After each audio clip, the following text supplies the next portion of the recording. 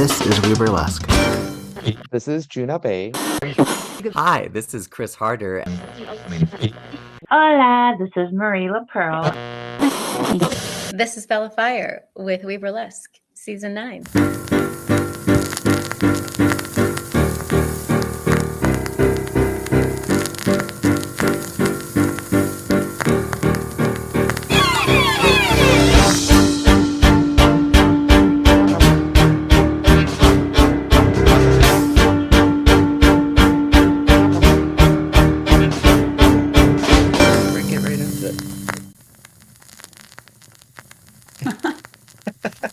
This is We Burlesque, the podcast, and I'm your host, Viktor Devonne. And through the miracle of fiber optics, I get to talk to nightlife individuals in the field of burlesque, drag, and cabaret. And today is no exception. I have a dial in all the way to Atlanta, Georgia. I have Bunny Wigglebottom. Hello, hello. Hello. Are you in Atlanta proper, or are you on the outskirts? Well, technically, I do live in a suburb. I live in Tucker, so it's about half an hour. Atlanta is, it's so sprawly. I'm sure you can relate in LA, but yeah. So I would say Atlanta proper, or like close enough. Oh, I don't hear you. I can see. Oh. Close enough. That's been the story of my life, just barely. So Wigglebottom, is that a variant on Bunny Wigglesworth from Zorro the Gay Blade, or is that just a coincidence? I love that. I wish I could claim it. I do very dearly love Zorro the Gay Blade and George Hamilton. No, so there's an artist called Tara McPherson. Since all my money goes to burlesque things now, I have to say it in the past. I used to collect lowbrow art, like rock posters and little dunny figurines and things like that. And she has a character that recurs, and it's just a little balloon, like a little teal balloon with a little string and a little face, and it has little ears, and the character is called Bunny Wiggles. So initially, since I was already Bunny, I've been Bunny since 2007. I'm Bunny at work as well, and often my film credits are Bunny. So I was like, oh, Bunny Wiggles. I sort of like that it's a sentence, like Tom waits, But I thought I probably should make it my own. And I like the alliteration of, Bunny Wigglebottom. And I do shake my ass. That is one of my true gifts. Now I got a little bit of shit, back when I first proposed the name, because I started with Salome Cabaret in Knoxville, and I kind of shopped it around like, we already know I'm going to be Bunny, but what about Bunny Wigglebottom? I think a lot of people were like, oh, it's so long. It's so silly. Well, I'm not exactly a bad girl. I'm not exactly selling sultry. I'd like to believe I can, but yeah. So I like that it just sounds kind of uppity. Sure. Yeah, upper crust of the Northampton Wigglebottoms. Yes. And I am trying to play with the tagline, the T&A party. So I kind of like that. Yes, that does sound like someone that would have a tea party. Yeah. Bunny Wigglebottom. Wigglebottom. I think there's an animated rabbit who might be named something like Howard B. Wigglebottom. Because sometimes when I'm needing to find myself or find a video, randomly this rabbit will pop up. I'm like, oh, okay. Mr. Wigglebottom. You are correct. There is a Howard B. Wigglebottom. Hang on. I'm falling into a rabbit hole. And a K-hole. It's written by a pastor? Oh, Really? God. I did not know that. I assumed it was for children. It is for children, but perhaps there's it's very like Bernstein Bears, like lessons. Howard B. Wigglebottom listens better, learns more, gets into trouble, doesn't answer the door to strangers, that's what we're. Yeah, these are important lessons, but I hope that no one stumbles on bunnywigglebottom.com. I mean, there's nothing that For the salacious. wrong reasons. Yeah, right, exactly. Looking for Mr. Howard Wigglebottom, I you might know. learn I a mean, I different think lesson. it's who happens to be a bunny, of course. But yeah, it's all good. It's all good. I remember back in the day when .coms were of premium that you would have a difficulty. Uh, what was it? I think it was the Teletubbies. They didn't get their .com or their Ooh, .org or .org, and like it was a porn site because that was, right. they wanted solicitate. They wanted that sort of The traffic, sure. yeah. And I now it would be unheard of to not try to grab every version of a name before you start using it on every social, every such and such, because we're so tied to all of Yeah, it. we are tethered indeed. Um, The- I had for 10 years, I had on Instagram just at Bunny Wigglebottom, and then Mm, I fell for a phishing scheme, and I know I haven't had control of it for probably 3 years. So mm, I often wonder, like, I had a lot more followers on that account than I do at Bunny Wiggles, but I know they were using it for crypto, and I have uh, absolutely no interest or affiliation with crypto. Someone I worked with after that who didn't know me very well was saying like, "Oh, I had no idea you were hacked." I was like, "Good for her. She's making money on crypto." I'm like, no, that wasn't me.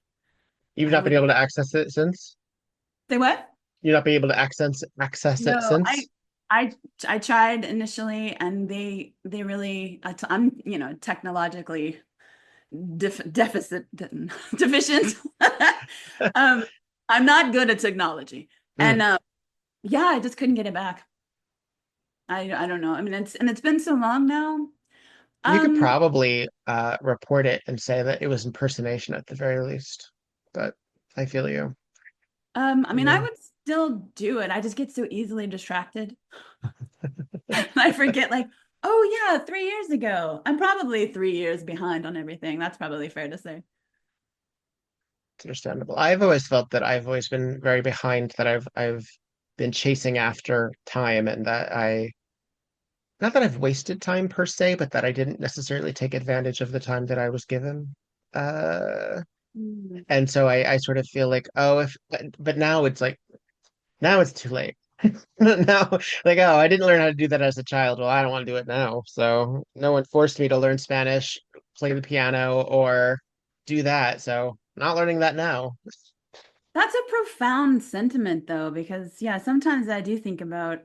I feel like as a Gen Xer, I was raised by MTV and Wolves, so yeah, like why I was left to my own devices, which is good for building your imagination. But yeah, if I had had somebody pushing me, prodding me, I sometimes. But regret is not helpful, right? So we shouldn't dwell in regret. I mean, helpful is a strong word. I think regret can be damaging, certainly if we dwell. But I think also sometimes if we I don't know, maybe regret's not the right way of thinking. But yeah, regrets are probably a fool's game, a fool's errand. But wishing things had turned a different way, I don't, is that different enough from regret? I mean, I'll buy that. Sure. Sure. Maybe it's Yeah. less emotionally charged. Yeah. Um, Write yeah, in, yeah. people. Do you, if your opinions, what do you think? Tell me. Yeah. Talk amongst yourselves. Talk, Uh, yes, I'll give you a topic. Is yeah. regret the same thing as wishing things had gone a different way? Yeah, I mean, Huh? yeah, I suppose we're all only given so much time. And yes, sometimes I do worry, like, oh, I should be getting more done with this time. But um, it's also important to rest. And I'm trying to Yes. remind myself of that because especially when I have time off from projects, I start to sort of spiral, and spin, and I'm looking around like, oh my God, I need to get all of these projects done. And that's not helpful because you have to start one step at a time, and Mm. maybe not everything has to be done all the time. And maybe, it's fortuitous because maybe that project will be different, better, whatever in the future when you have, I don't know, other information. I can tell you're not buying what I'm selling. No, I'm getting there. I'm getting there. I'm getting there. No, Uh, I think you're right. I think yeah.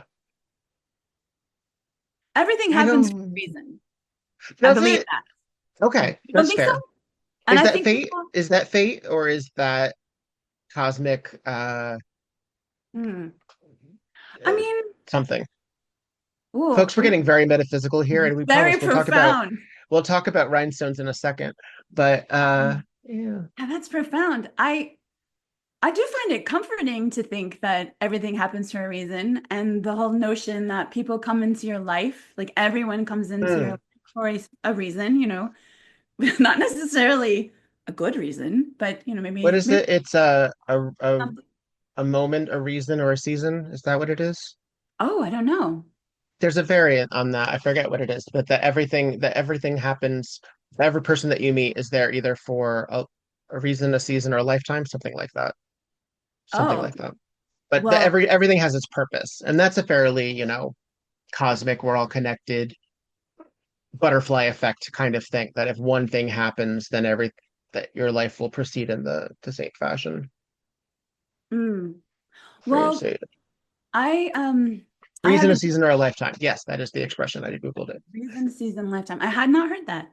I have a Hmm. very dear friend who is a medium, like a psychic, Oh, cool. and he's also a hell of a hairdresser by trade. That's, mostly how he makes his bones. But I do go and have sessions with him sometimes. And he also does energy healing where, just he's the one this might surprise you, even though you don't know me terribly well. I didn't know I have anxiety until probably 2 years ago. And when Okay. I say that to people, they just give me the girl. You Oh, didn't how know did you know? Yeah. you didn't know you have anxiety. I'm like, no, because if that's all you've ever known, that's your normal. Mhm. Like I just thought I was Yeah. kooky. Yeah. Yeah. That is the thing, isn't it? When sometimes I remember this is a variant on that, but I remember talking to somebody about migraines, and I said, I think I get them. And like, oh, you would know. I'm like, okay, first of all, I don't know what you're feeling, and if Mhm. that's what the word I would give what I'm feeling, just because like I have to, I don't know. But I would get pressure headaches like right here over my eye, and I'm like, let me find out the symptoms, and I will let you know if that's what I think it is. Don't tell me, oh, I would know, because maybe I Mhm. wouldn't. Maybe I wouldn't have the language. And that's true. And migraines are interesting. That's actually what he was expressing to me, my psychic friend. He was saying, "Oh, because I was getting a yearly migraine, which I thought, oh, it might be seasonal."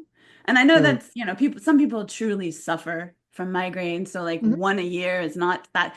They're the weird kind that have the aura, that are like dangerously similar to strokes, apparently. But he said, "Oh, I think your migraines are caused by anxiety." I was like, "Oh my God." So not only like so I have anxiety, well, it's good to know because actually I started seeing an acupuncturist and she's amazing. And so she helps me with my anxiety and I gotta knock on some wood before I say this. And I haven't had the migraine since. So far, so So good. holistic medicine works. Yeah. Were you raised with any particular faith or religious inclination? Oh, wow. Not really. But my dad went through a couple of years where I guess he's a chiropractor. And while he was in chiropractic school, he probably just got so stressed out that he just suddenly decided we should be fucking Mormons, No. which is kind of extreme, I Yeah. feel like that's you don't just like dabble. I feel like I can't people, imagine it's a high conversion to Mormonism. right. Either you're So born into it or you leave it. But going into it, interesting. yeah. So, I mean, what was I? I think I was 8 or 9. Um, so by that point, I already kind of knew what I thought about things, and no religion had been forced on me. I would go to church with my grandma, who was a Baptist, at like Easter, maybe Christmas, but definitely Easter. You gotta put on the frilly shit, the little socks, the basket. It's a whole thing. Pageantry. Yes. Pageantry, that's it. So yeah, but no, I mean, again, I was raised by MTV and Wolves, so no religion was forced on me, except for the couple of years that my dad tried to make us Mormon, and I was so lost, like an awkward 9-year-old with like freckles and red hair and just a weirdo in general, and then I'm thrown into this Mormonism, which was like 3 hours, at least 3 hours every Sunday. And I would play sick a lot to get out of it. I'm 'Cause guessing it didn't stick for your father. uh, I think he does have, I don't know about that. No, I don't think he goes. When my parents got divorced a few years later, some Mormons showed up at our house, and she gave them the business of like, we're not married. We don't want any more affiliation. Please leave. But they do. My mom is very into genealogy, like really into it, and I believe the Mormons provide a lot of good information. So maybe she's, made nice with the Mormons. I don't know. But as For far her as I know, purposes. no one attends Mormon services anymore. Mm. I did have to agree to be baptized in order to have a birthday party, which I thought was pretty dirty. You know what I mean? Like, Dad, I don't believe any of this, and I have to put on this horrible schmata frock and go get dunked in water in front of all these essentially strangers in order to have a sleepover. Was Of it course, like at a lake or was it at a church? it was at the church. Oh, okay. And it was me and this much younger young man who had his family was obviously, like from the beginning, like they were in the church. So he had completely subscribed to everything, and he gave this lovely speech after his baptism. And they asked me if I wanted to say anything. I was like, no, thank you. I'm good. Okay. Can I have a towel? No. Um, now can I have my sleepover, please? Are you an only child or do you have siblings? Um, so I had a brother. He was 5 years younger, and he passed. So I'm Oh. kind of an only child now. Hmm. Yeah, he passed 2016. So it's been quite a while. Hmm. 5 years younger than you. So you had a substantial period of time as an older sibling. Yeah. Yeah. Yeah. So I think I wasn't socialized as an only child. I mean, I don't know. I guess is 5 years long enough as an only child to socialize as an only child? I probably have some only child. I mean, I love to talk to myself. I can entertain myself, or I don't need another person. I don't know. So I'm so entertaining. I'm I'm the youngest, where I was the youngest for the very longest of times. I have a younger brother now, but he is 18 to 19 years younger than me. So I was already he situation was that when my father married my who would become my stepmother, there was an opportunity for them to adopt, and they did. So my brother is someone who I was never raised with, and I never cohabitated with, but he is my brother. So I was raised as essentially the youngest, all of my life, most of my life rather. So, but when I think about the time that I cohabitated with my siblings, it was really a relatively short amount of time. I mean, I'll be 42 this year. I lived with my older siblings who all are Gen X. I'm a cusper, but I'm a millennial technically. But I was raised always running after them, trying to follow what they were doing, watching the same things they were doing because they had control of the remote control. They had Right. control of the radio. They had, They had say. the power. They did. And while I wouldn't say that I idolized them, I looked to them as examples because that's who they were. And we are all fucked up in different ways. I always say that we all have our own different stuff that we have, partially because we're from three different marriages, Oh, yeah. four technically, if you count everybody, and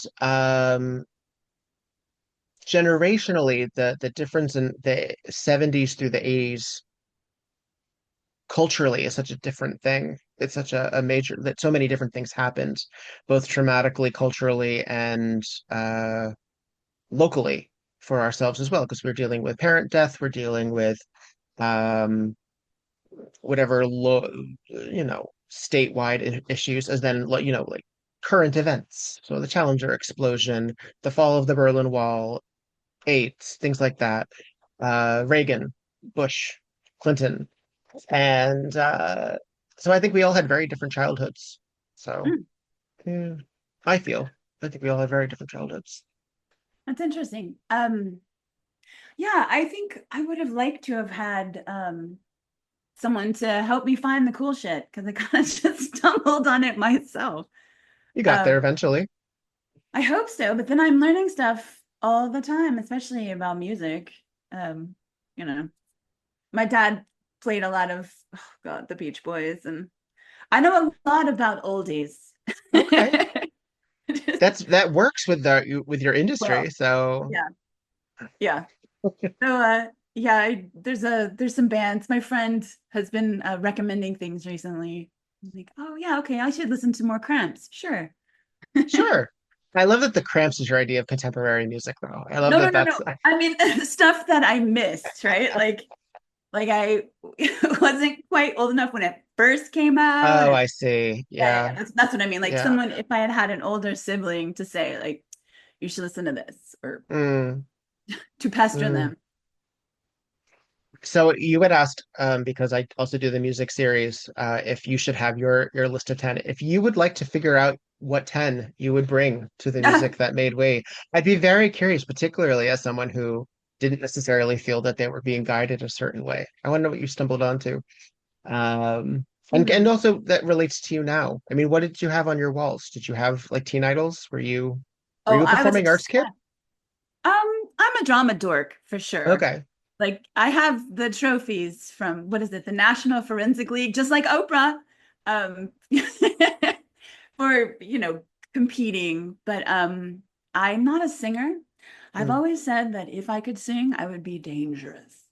So, um, so I was obsessed with the Monkees. Again, raised by MTV, obsessed. So that like vaudevillian 60s humor and aesthetic is deep in my DNA. So it was the Beatles and the Monkees. Um, Yeah. my I mean, they dad, weren't vaudevillian. They were like sketch comedy yeah, stars in addition to being rock stars. Yeah. and I love seeing the character actors that cycled through the Monkees episodes, and of course, Julie Newmar, but Naturally. lots of them whose names but like Batman 66, you just see them all over the place and I love it.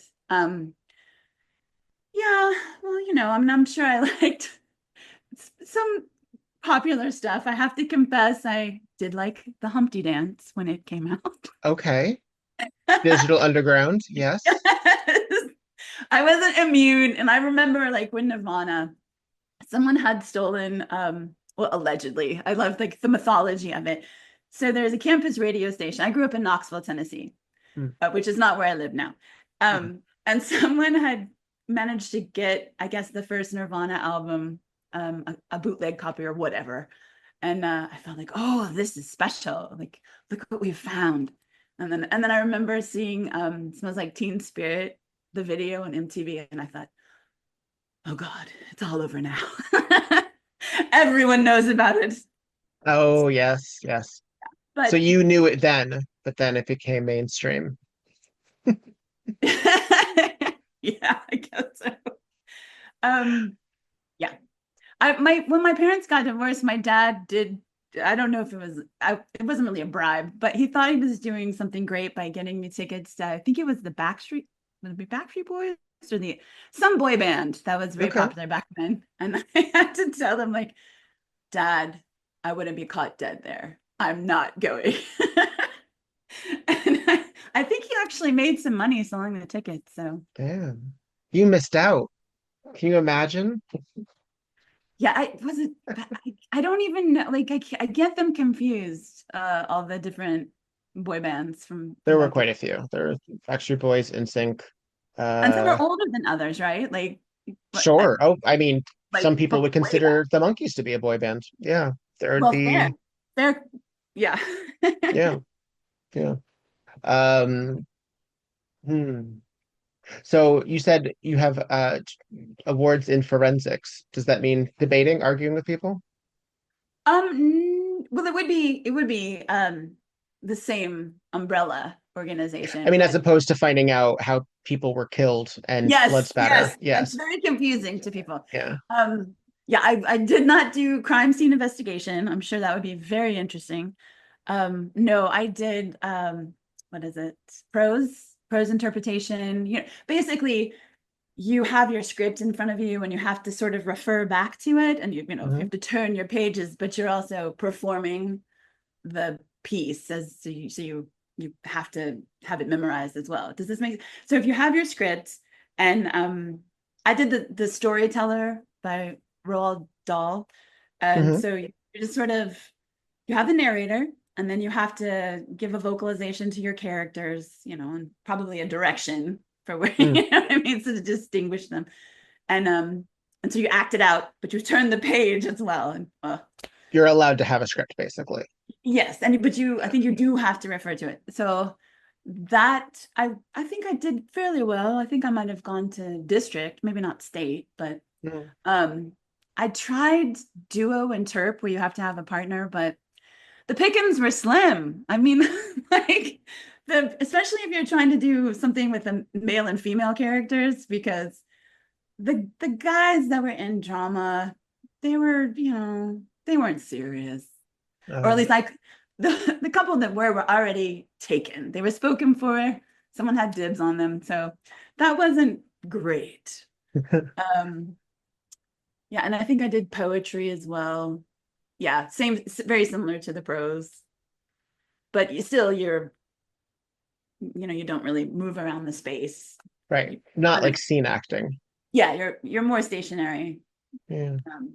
I probably because we would go into other high schools and there's a limited amount of room, right, to perform. And yeah, it's interesting. I don't know how they chose who would be a judge, because some of the feedback confusing, like, oh, I don't think this person has any idea what we're trying to do. How did they get to be a judge? But So how did you get to a performance art side that included costuming and things like that? How did you oh, eventually hit the stage? um, oh, I mean, in my high school, we also did stage Okay. productions. Were you part of that? Part of Oh those? yeah, definitely. Okay. Yeah. Yeah, yeah. In my heart of hearts, I wanted to be an actor. Um, Mm. and I just realized I don't have very thick skin. Do you know what I mean? Like Mm. I'm a sympathetic, not sympathetic, I'm a sensitive soul. Mhm. And there's a lot of rejection. So Sure. much And rejection. criticism. Yeah. That's you. I mean, Mm. often that's helpful. But so when I was 18, I remember having like a tearful conversation with my dad, which is weird because most parents would want to encourage you to do something, more lucrative, more like with more I'm not trying to say, but less, so that you could actually have a job and not just More stable, probably. that's it, Yeah. Yeah. stability. Um, yeah, my dad took it very hard when I decided I wasn't going to pursue acting. So I was like, well, I don't think that I'm tough enough to be an actor. So what else do I like? I really like, being in showbiz. So I studied costume design and cinema studies at UT Knoxville. So yeah, so that's I mean, interesting. I wouldn't need that degree to do what I've been doing for the last 20 years, but that is exactly what, I mean, I learned nothing as in practically for what I do on a day-to-day basis. Like they didn't teach me that, but it is the same, like, theater, costume, well, it's film actually, but costume design and cinema studies. Hmm. So it wasn't a wasted liberal arts degree, at least. No, I mean, I think you're learning sort of foundational things in Sure. addition to, yeah, it also gives you potentially reference points. And you have to deal with like color theory and things like that too. Yes, yes. And you have to take, at least for the LA Costumers Union, you have to take a colorblind test. Really? Yeah, Are you not allowed to be colorblind and do it, or do they just have to make allowances for you? that's a good question. I Because it actually, sounds like a mess of accessibility issues if they say you I can't. would, I, I would actually like to know the answer to that. I mean, it's such a simple test. You really just trace, or at least back in 2005, all you did was trace a line with your finger. I think it's red, green color, so if you're colorblind, you wouldn't see the difference. But yes, color theory is part of it. Hmm. Hmm. Hmm. It's a good question, though. I don't know Thank if you. I don't know if legally. Hmm. I don't know, and I know also that uh vision, and that's another thing that we're talking about, like perspective and knowing the right words, and well, you would know if you had it or what have you. But if you were colorblind, in theory, you would just assume that everyone was seeing things the same way that you were. Or if Sure. you had, and since vision is essentially a spectrum, Mhm. uh, people can live life, I would think, a considerably long time before realizing, oh, I'm seeing things differently than other people. Because I probably it's there are people who even have like aphasia, right, where they can see colors, or that they not see colors. Everyone can, I a was lot of like, people can see colors. Sorry, they can see yeah, sounds. They can they see can sounds. taste colors or things like, Taste, yeah. I had a friend who suffered from that. Yeah, that where your senses get kind of higgledy-piggledy. Yeah, I yeah. suppose you have to be told. I suppose you'd have to Hmm. have someone would have to tell you that you're colorblind. Hmm. It's That's why they interesting. test you. It's interesting to me because I do a lot of painting and dyeing. And so like the spectrum, the literal spectrum of how many cones that you have in your eyes, like Uh-huh. it's really interesting to me Yeah. because some I of would, us just inherently have more cones, so we see color and differently. Like we can right, sort of dissect it better, or we just see the nuances between the colors a little better. Like, I think I right. got a lot of cones, but A lot my of cones, so many cones. so I'm drowning in cones.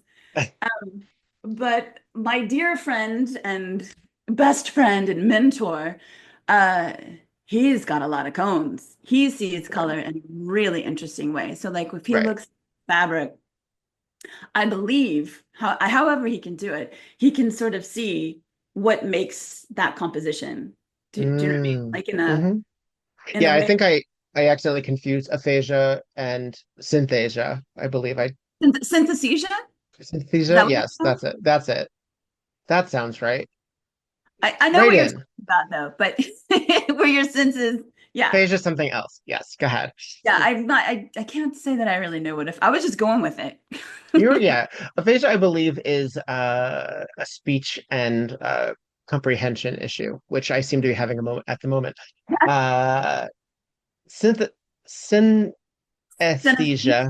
Uh-huh. synthethy, that sounds right, And the is when you are able to see colors. Sorry, see, I did it again. See sounds right. as colors is what I think it is, and Right. a few But other variances.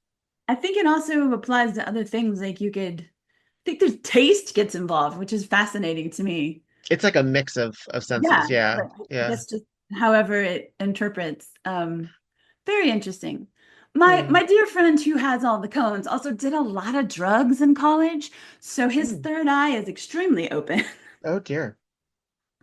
So I will never be as great as but as long as he I can just maybe some of his brilliance will rub off on me. I learn a lot every time I work with him.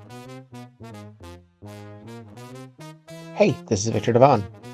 I know it's difficult to strategize how to spend money and where that money should be going, and I thank the folks who have found some way to support financially this podcast. Massive love to the people on patreon.com/weburlesque. Thank you very much to Courtney Jones, Dottie Rebel, Charlotte Strudel, Paris Stilton, Luna Delight, Goosey Gander, Roxy Reverie, Faye Havoc, Tiffany Lane, Madam E, iRed, Shimmy LaRue, Curly Bright, Oliver Swisky, Sebastian Crane, Alex Collode, Bo Bridges, and Stormageddon. Love you very, very, very, very much. If you would like to support the podcast, you can go to patreon.com/weburlesque, and I promise you those dollar bills go to servers, to advertising, to actual real costs, including WordPress, GoDaddy, and people who need my money. So thank you very, very much for help supporting the podcast, and thank you for amplifying the voices of those upon it. Love you very much.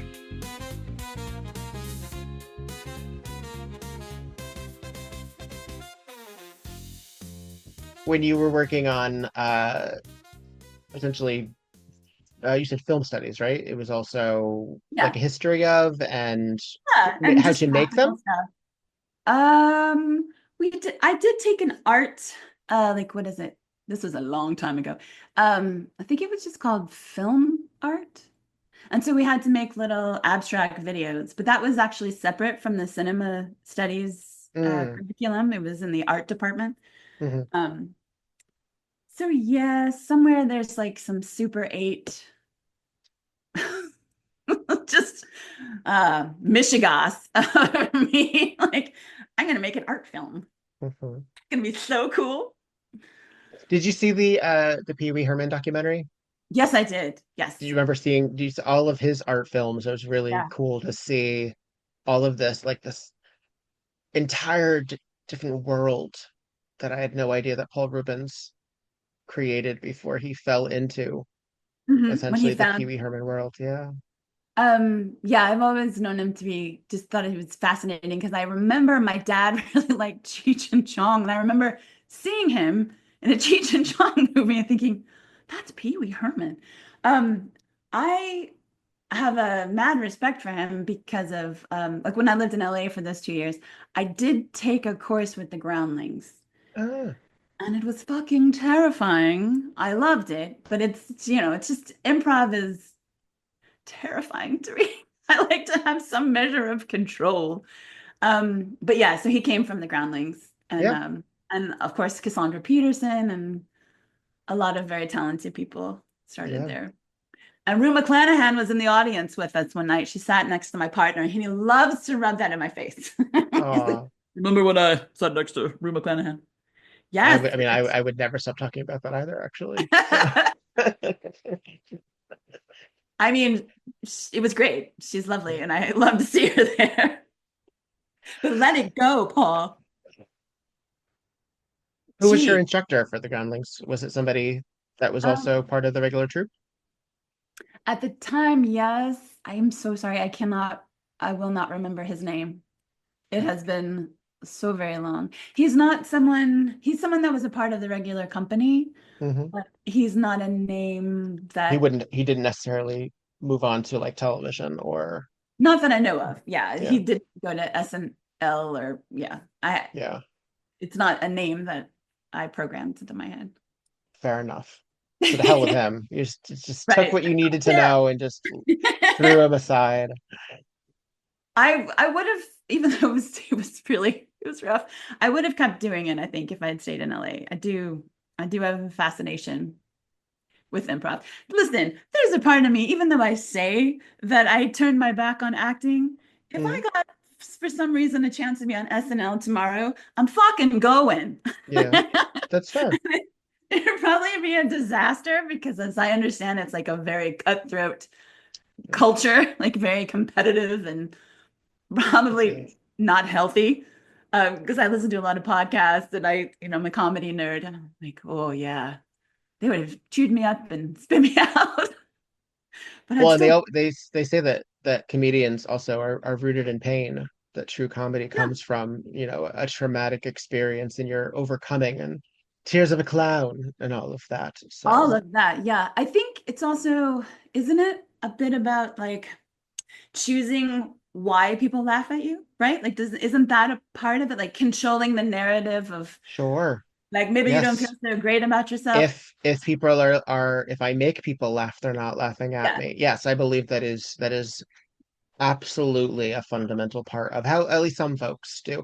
I Right. mean, certainly, I mean, I've been deconstructing through this podcast and just through getting older and realizing that so many of folks in the burlesque community and drag, but burlesque specifically, we're all, different crayons in a box of neurodivergence. Sure. Um, and sometimes that means that we're going to complement each other. And sometimes that means we're going to have massive conflicts because Mhm. we don't handle things the same way. And that can be difficult. And we get really cranky about it. We do. Well, we're artistic souls. Yeah. Yeah. So Right? when did you find burlesque? Well, my partner, whom I call VIP Paul, he's a comic book nerd, and we've been together forever. So in 2002, when we lived in LA, we went to Comic-Con. It was my first time going. He'd been before. And Augusta, aka Penny Star Jr. Oh, yes, yes, yes. Yeah. So that year she just happened to be premiering her film about Velvet Hammer. Mm. And she had the whole glorious panel there. And I just stumbled into it, and I watched the film and listened to the Q&A and I still have all the merch because I could have my own little museum. I have all the wonderful promotional materials. It's almost like a paper doll of all the little, oh, I love it so. Mm. And yeah, I just felt like that was a really cathartic moment for me because I have always had an interest in pardon me, in theater Mhm. and costuming and being on stage. Allegedly, when I was very little, I would do something idiotic as a child and then demand clap and laugh, clap and laugh. So that hasn't really left. That's still what I want. I want you to clap and laugh for me. Yeah, so that was 2002. But because I work in the film industry and it's like the circus, and you have to kind of devote your life to it if you're really going to do it. And I moved around a lot, and I didn't actually get on stage until 2012. So 10 Mm. years. But in that 10 years, every time we would be somewhere, like in another city, I would try to see a show. I would try to take a class. Like I desperately, the drama dork in me desperately, desperately wanted to be a part of the burlesque community, even though, because I lived in, so I was in New Orleans 8 months before Katrina. Mm. And so then after Katrina, I had to leave, and we ended up in Shreveport, which is a tiny little place. And I was there for probably about 5 years just because we're like, well, it's busy enough. I don't really know where else we want to go. We don't necessarily want to go back to LA. We really wanted to go to Austin, but their film and I'm going to use your word, their film industry is insular. It's very clicky Someone's because been listening to the podcast. I'm a fan. Thank you, Quinn Dixie. I love you. So we're like, I came really close to moving to Austin, but there just wasn't enough regular film work. So anywho, Mm. there was bless them. They are very sweet women. They tried to start a burlesque troupe, what they thought was a burlesque troupe in Shreveport. And they didn't really get it. It was more like, cabaret. Right, like it was when I showed up to their show and there were children in the front row, I thought, I don't know if we don't have the same definition. I'm not sure what this is. And I enjoyed it, but it wasn't truly burlesque. And one day, because I kind of just for my own amusement, I got my twirly girl pasties, back in the day when that was a thing, Mhm. and was trying to teach myself how to twirl in my room. So they knew that I could do that. And they were like, Bunny, we need you to come twirl your pasties in our show. It's going to be outside at the boardwalk. I was like, guys, that's illegal. Surely. Like, there's no fucking way. I'm going to go. First of all, I'm an indoor cat. I am very pale. I don't go outside unless I absolutely have to. So you want me to have my tits out in the afternoon in like a public shopping area? No, you haven't thought this through. I don't think this is legal. But I mean, even that if it wasn't illegal, it may have been I've less seen, organized than it should yeah. have been. Yeah. But Yeah. to my knowledge, none of those lovely people wore pasties in their shows, indoors or out.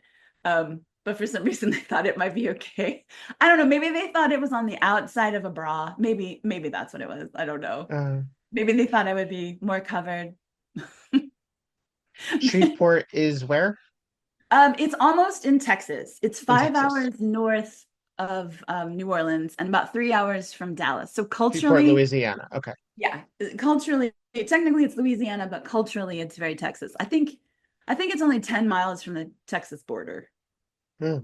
So, culturally, they still have some swamp there. As well they should. I mean, we shot a lot. I mean, if you can imagine, like, because the film incentives were so strong back then in Louisiana, they didn't want to let go of them. We couldn't go to Baton Rouge because like so many people from New Orleans had already evacuated to Baton Rouge. So they started looking like, well, where can we go where we could still get the tax incentives? And at one point in time, Shreveport had been an oil boomtown, allegedly. This is like way back when. So there was a lot of interesting architecture that was just sort of sitting there empty, possibly you could say abandoned. So the city just kind of opened itself up to the circus of film. And yeah, I mean, I feel like it was mutually beneficial because they were excited to have us and we're like, yay, we'll come in and make a mess in all these beautiful buildings. Well, because obviously the film industry hit up Georgia pretty hard. Is that what brought you to the Atlanta area? Yes. I am from Knoxville, but when my dad was in chiropractic college and forcing us to be Mormon, we did live in Atlanta. Technically Marietta, but that's, Atlanta adjacent. So in a way, Atlanta does feel like home to me, but yes, technically, we came to Atlanta officially February of 2013. And yeah, it had been good and busy for a very long time. I think you probably know that the film industry in the US is in the toilet. Like I used to work on some Marvel shows. They were doing a lot of that kind of thing. Not so much in Atlanta. I'm probably gonna piss off some people, but I'm sorry. Peachtree City is not Atlanta. It's about an hour south. It's its own thing. But there's a big studio called Trilith, and Marvel shot a lot of things there. I did like Haunted Mansion there. We did Moana there last year.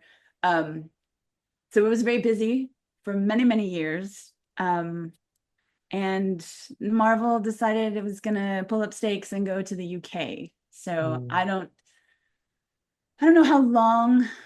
I feel like the film industry is cyclical, it's a business. They're just trying to save money. So, by coming to Atlanta, you get the film incentive rebates, whatever, the labor is less expensive, blah, blah. But at one point in time, Wilmington, North Carolina was extremely busy. Then, New Orleans was extremely busy, then Shreveport, then Atlanta, and, Canada has often been very busy and taking a lot of work. It's actually really busy right now. I think New Jersey is extremely busy right now. And I want to say like Oklahoma. So there must be Westerns. What was your function on most of these sets?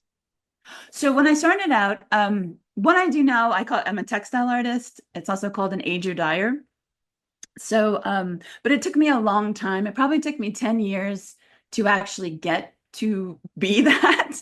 Hmm. Because when I started, I was a costumer. I was a set costumer. So I would be dressing actors, and I probably did that for 10 years. Extras or leads? Yeah, I mean, I started out as extras, but when I say dressing, so the costume designer is the department head. So it's not as if I would make decisions about what my actors would be wearing necessarily. But you'd fit them. But I would keep the continuity, like was your how many buttons were open on your shirt? Were you wearing your Hmm. necklace? Like how many rings? That kind of thing. And that was really it was fulfilling at first because as someone, who had wanted to be an actor, it's really interesting to watch the process and how the sausage is made. Hmm. But I'm very happy to not be on set anymore because oh, the way that it's run. Well, I mean, essentially every moment that you're not filming something, someone's losing money, right? So it's a high stress environment. And so if you have to wear a walkie-talkie, and costumers do, there's always someone, on your ass about something, right? Like, doesn't matter how well you prepare. There's so many times that I would just like anticipate what could happen in this situation. Like it's cold in the middle of the night and I've got warming coats and I've got the little hot hands in the pockets and I'm ready to go. I'm fucking warming the coat in front of the heater so that my actor is going to be all comfy cozy. It doesn't matter. I'm like as close as I can physically be without being in the shot.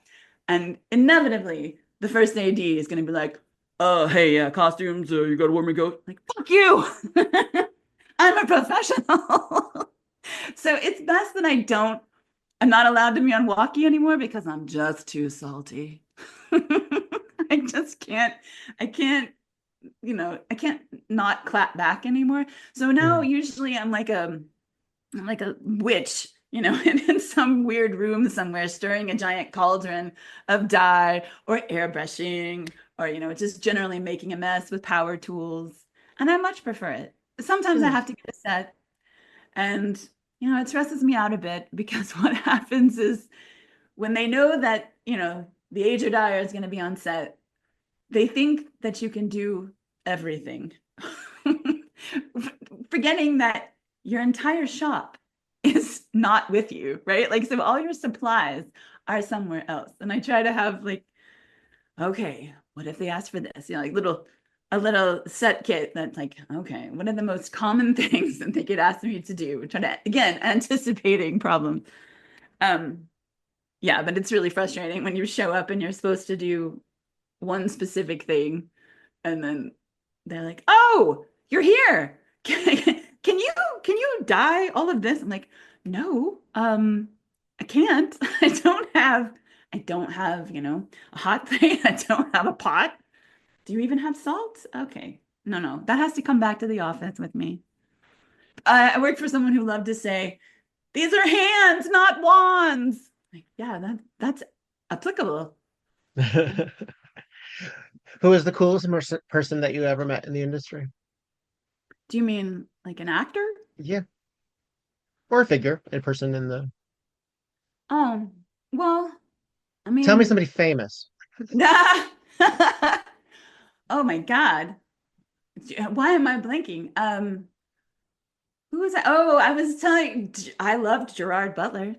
Oh, I worked with him and I'm so naive. I didn't realize at that time, he has since been in recovery. I did not realize that he was grinding his teeth and sweating a lot because he was on drugs. I uh, was like, oh, wow, I think maybe he really needs like some Gatorade or something. He's having a rough time out here in the Shreveport heat. Can we get him a beverage? No, I loved him. He's a lot of fun and he taught me a dirty joke. But I've met I mean on that same show, Uma was on it. It was a terrible, terrible show. I don't even remember what they released it. When we filmed it, it was called Playing the Field. I think they might have released it as Playing for Keeps, but I worked, one of the first things I ever did was with Lucy Lawless, and I adore her. I absolutely Hmm. adore her. She called me Frocks because that's what they call costumers in Australia. Is it Australia or is it New Zealand? I'm not sure where she's from. One of those in It's a that very good area. question. It could be Uh, New Zealand, she's New but Zealand. okay. Lovely. They call their costumers Frocks. Um, yeah, I mean, even some of the not great experiences, it still kind of makes for an amusing story. Yeah. I mean, I got to work with Chris Evans right before he went to be Captain America, and he's lovely, lovely Good. human. Um, Michael Shannon is intense. I have tremendous respect for him, but once he gets into character, he pretty much stays in character. And if he has like this particular film, it's called The Iceman, which I think is a great film. This is based on a true, like an actual person who was a mafia hitman, um, and just a real asshole. Like there's footage of him in prison, and he's just so unpleasant. But he oddly had a wife and two children, and somehow he was still like his job was killing people. But anyway, so Michael Shannon does not like to wear facial appliances, and he had to wear like a lot of mustaches and I guess wigs because the span was several decades. And so, you know, uh, he gets irritated. I know he didn't mean to take it out on his little costumer bunny, but he's intense. I'm only 5'4". I might have shrunk to 5'3", by the way. And like Alexander Skarsgård is 6'4". It's like he's a whole foot taller than me, and he just kind of looked down at me like, "Oh, what a strange little person you are." And you're not wrong. What do you feel that is comparable between either a film or television set and either a backstage of a burlesque show or the many pieces that sometimes can get put Hmm. together in certain ways? Are there any connections there? Mm. I Either mean, ego, unions, responsibilities, something. I will tell you that it used to really irk me when I first started in burlesque because, and I'm not going to say any names. There's not even a name that is specifically popping into my head, but I remember thinking like, fuck, I work with actual famous people who don't think that they're as important as you seem to be thinking that you are. You know what I mean? Like Hmm. there's a lot of inflated, or there was when I started, and I'm not sure if it's fair to just generalize, but yeah, there's some inflated egos in burlesque. I mean, that yeah, most actors, it's just their job, you know. I mean, occasionally you get on a set where you're working with somebody, you're not allowed to make eye contact with them. Really? But that's fine. Yeah, I Yeah. mean, Martin Lawrence, we really weren't supposed to look at. Interesting. But yeah, that's fine. I mean, you sort of have to, I don't know. I mean, working with people that are constantly surrounded by both film people and fans and their own folks. I don't know. I understand that that celebrity is difficult. I understand, but you're working. Like you're also part of the crew. I feel like you're part of the show. So to tell you that you shouldn't be that you're somehow bothersome by making this the by looking at them or something like that. Obviously that we associate that with like diva behavior, but I also wonder if there's like what's going on in that head? What's going on in Oh, that person's head? I think I think that's totally what it is. I mean, it's just yeah. And it's like probably comedic actors, it's more likely to be a thing where I don't know what they're dealing with. Do you know, you know what I mean? Hmm. There's probably so many layers of bullshit and it's not, I mean, yeah, okay. It's a very glamorous job. You get paid very well. You have people that will fetch you things, but it's not exactly as easy as you might think to just sort of show up on set and deliver the way Hmm. you need to, like your job. Right. Especially with all the other little bits of it, you know what I mean? Like, um, so it takes a long time to set up the lighting. And every time there's a camera shift, you have to shift the lights. That could take quite a while. And if you're in an intense scene, or not even on it, if you have to hold your concentration and then you have to go back to your trailer, and just kind of Hmm. do nothing for hours, and then they bring you back in, or they bring you back in the middle of the night and everybody's tired, it's too damn hot, it's freezing, whatever, like all the variables. I mean, they definitely get sympathy from me because like just having to be on and deliver it again and again, and there's all these distractions. When the Christian Bale thing happened, Hmm. right? This is several years ago. I can sympathize. I mean, yeah, it was too much. What I mean? Like he really unloaded.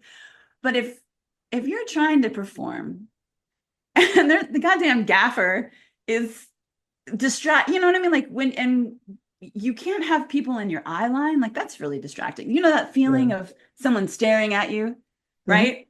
And you just kind of instinctively want to look over. It's like, so if that's constantly happening, like, do you just have to really be focused? So, yeah. Did you see that footage of Faye Dunaway getting upset that somebody was in her eye line? Oh She God. says, I could you love leave? Could you leave the room? You're right and in our her eye line. her tearing down the director. I feel like I heard something where she's like, "You're a miserable little man." I'm like, oh my God. Yes. That is, I mean, it's awful, but Oh it's yeah, yeah, yeah. No, we don't it's so encourage the hilarious. behavior, but I mean, how much fun? How much fun though? Like if you could play that character, how much fun would it be to be a crazy old bitch like that? Oh, yeah, I love it. yeah. Sorry, I have a cat who's asking for my attention. Hi, A hi. beautiful cat.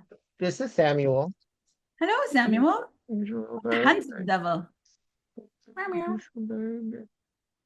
cranky. Why are you so cranky? Go visit your stepfather. Come on. Go on. Go play No, with it. go, go, go. No? Oh, all right. I love all those old Hollywood, you know, trashy stories. I love it. I always have. Like we're talking about Faye Dunaway. I love it. Yeah, yeah. I worked for someone who had costumed oh God, what is her name? Oh, she's in like the Poseidon Adventure, Shelley Winters. Shelley Winters. And I love to, just these very eccentric, fascinating people. And I if I had money, I would be very eccentric. I think you gotta have some money to truly be eccentric. The charm of it has to be backed up by some money. Um, Well, and some prestige to a right. certain degree. Yeah. Yeah, I yeah. I love think you have to sort of be worth it. mm, yes. Yes. There has to be a reason why people will suffer you. Yeah, I yeah. mean, Joan Crawford. Wow.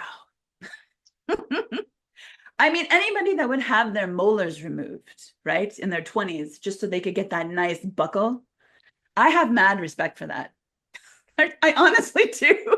It shows ambition. That And is it not just shows it shows devotion to your devote. craft. Yeah, yeah, You're not yeah. fucking around. You are going to be, you're not just going to be a flapper starlet. You are going to be a movie star. So as someone who works so much behind the scenes, and Mhm. what is it? What do you get that is further fulfilling by being a showgirl? Mm. Well, I mean, I do love that you can, like, the world is your oyster. You can sort of, burlesque has such a broad definition, I think. Like, really, it's just storytelling, as I understand it. It's just storytelling, and you enter, and then some things come off and you exit, right? And like the world that happens in between all that is, the possibilities are endless. Like it's just such a beautiful creative expression. Mm. Yeah, I mean, I wish I had more time to really develop all my ideas, because, like when I'm working on something, that's kind of all I do, because it's 12, 14 hours a day.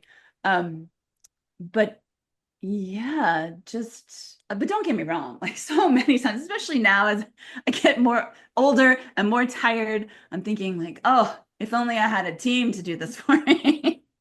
If only I had, a costumer that could do this for me while I do this, and I have to do it all. Boo-hoo. I don't actually build costumes. It would be more helpful to myself if I did.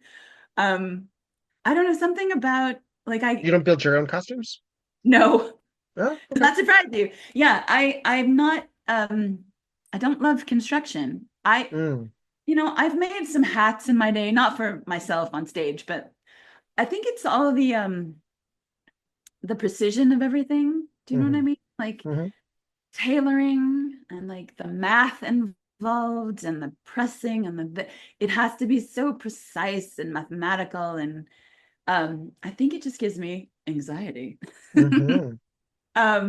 So like As now you know. now I know.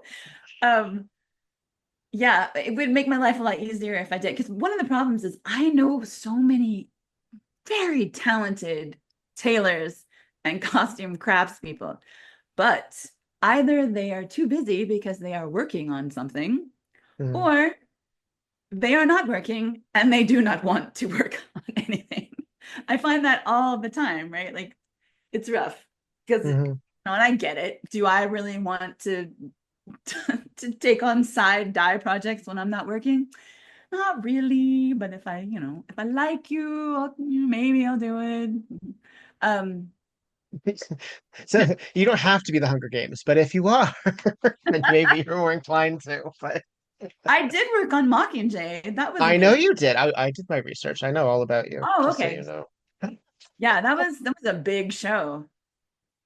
Um, that was like a year. Everybody was so tired in the shop. Sometimes they would, because when you're dissolving dyes, powder dyes, you need the water to be boiling. So you'll have a little pot.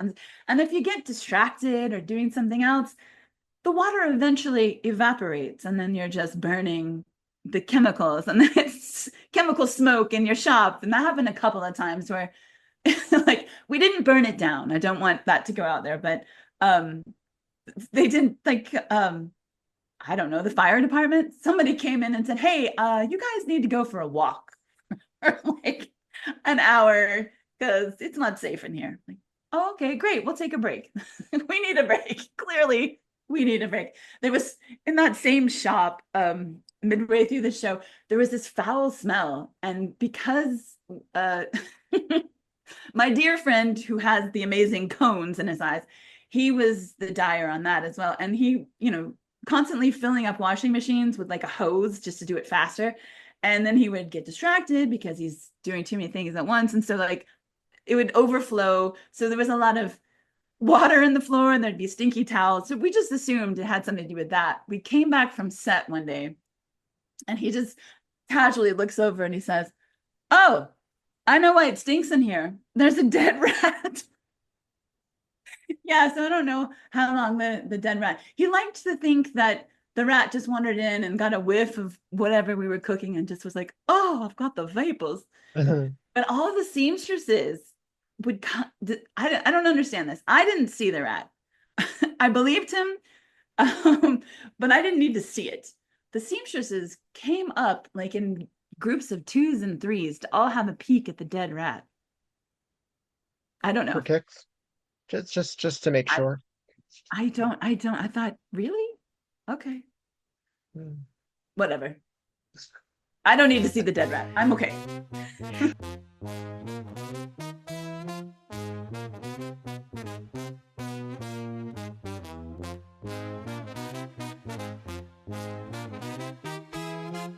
Hey, this is Viktor Devonne, and I like socks. I've always liked socks. In fact, I like socks so much that I don't match them because life is too short. Not because life is too short to find the other one that matches it, but because I want people to see how many socks I have. And I don't always take off my shoes, but when I take off my shoes, I want you to see at least 2 examples of the quality that I am drawn to. And that is why I shop at Foot Clothes. You can get 10% off your first order at footclothes.com and enjoy the luxury, style, and utter ridiculousness that is Foot Clothes. I encourage you to do so, and I want you to do it right now. And I want you to feel comfortable not having those socks match. Get into it. Feel right about it.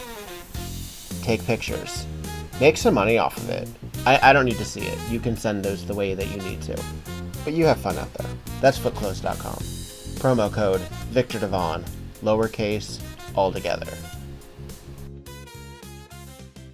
But so if you're not constructing, Yeah. and you're getting costumes made for you, do you think that you are that much more decisive in what your eye is, what you're looking for, because you have that Oh, well, knowledge of things? I mean, I would hope so. I, I, I would hope so. I don't know. Well, because there's a very different thing about dressing oneself versus having Oh, assignment, sure. basically. So, Oh, sure. What is that old trope that, what is it? The cobbler has no shoes or something? yeah, shoemaker, yeah. Yeah. Yeah. No, I don't think I suffer from that. I, yeah, I mean, I feel like I know how perfect I would like it to be. Right. Actually, yes. Okay, I have actually, this is, I haven't thought about this in a while. I have actually had to complain about like someone who made me something and like, no, this will not do. Like, come on. No, you, I don't even remember. It was a panel skirt. It's like, this is a hot mess. And it's, no, so I had to have it remade. Are you able to be fairly specific in what your needs are in that regard then? I mean, if you know the language or if you know the terminology?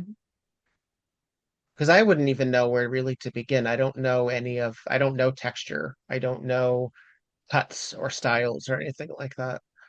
Oh, yeah, I mean, depending on what I would need, sure. Like the act that you saw at Kiss My Grits, like, yes, the different pieces, like the little reticule bag at the end and the you know, I That wasn't was wearing somewhat more Rococo circus inspired. yes. Yeah. And the little stomacher and the, oh yeah, I love all that shit. I love it. I do love costume history. Like it's yum yum yum. Does It's that so make you crazy though when people get it wrong, when they don't know the difference between Edwardian and Victorian or Rococo and Marie Antoinette? oh, but no, I mean it so I do understand why it would drive someone crazy. I I also think like when you can take bits, like what you know is that the actual true period correct accurateness, but in terms of like film and TV, we're making characters, Hmm.